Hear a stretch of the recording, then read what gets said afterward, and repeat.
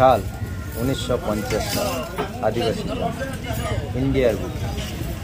তখন থেকেই এক আদিবাসী মহান উৎসব, যেটিকে বলা হয় বিশ্ব আদিবাসী দিবস। সেই সময়কাল থেকেই বিভিন্ন জায়গায় বিভিন্ন স্থানে এই আদিবাসী দিবস পালিত করা হয়।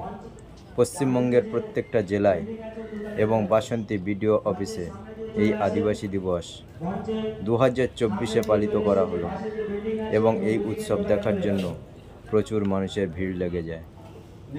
এই উৎসব শুরু হয় প্রতি বছর 9 আগস্ট।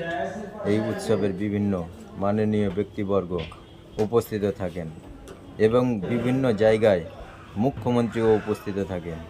এবারে এই বাসন্তী ভিডিওতে উপস্থিত ছিলেন খোদ ডিএম, উপস্থিত ছিলেন জেলা পরিষদ সভাপতি নীলিমা মণ্ডল, উপস্থিত ছিলেন বাসন্তী ভিডিওর সহসভাপতি আতিয়া রহমান মোল্লা এবং উপস্থিত ছিলেন স্বয়ং ভিডিও অফিসার এবং বিভিন্ন জায়গা থেকে মাননীয় ব্যক্তিবর্গ উপস্থিত ছিলেন।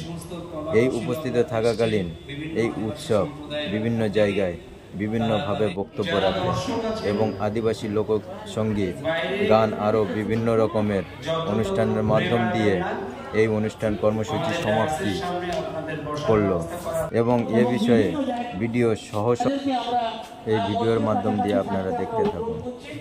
আমরা প্রথম পর্বের অনুষ্ঠান আমাদের সম্মানীয় ভিডিও সাহেব। আজকে বিশ্ব আদিবাসী দিবস, এটা নিয়ে আপনি কি বলবেন?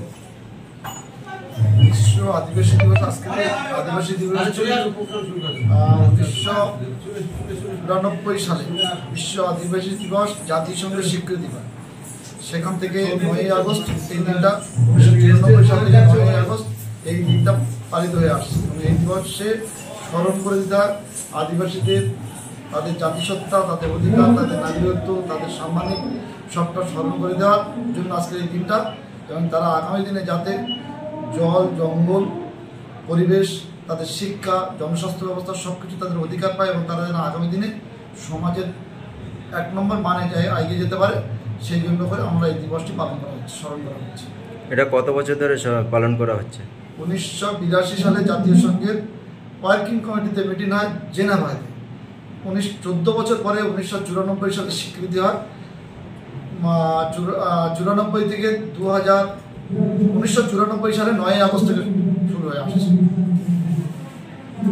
এখানে বিভিন্ন জায়গায় যে সুন্দরবন দিবস উদযাপনের উপলক্ষ করে যে সুন্দরবন আদিবাসী দিবস বিশ্ব আদিবাসী দিবস উপলক্ষ করে আপনাদের স্মরণ সভাটা কি?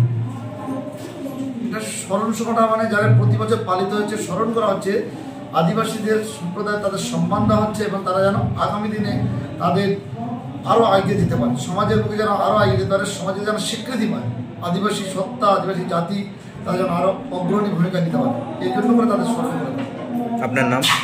আমার নাম আতিয়া রহমান মোল্লা, আমি বাসন্তী পঞ্চায়েত সমিতির সহকারী সভাপতি।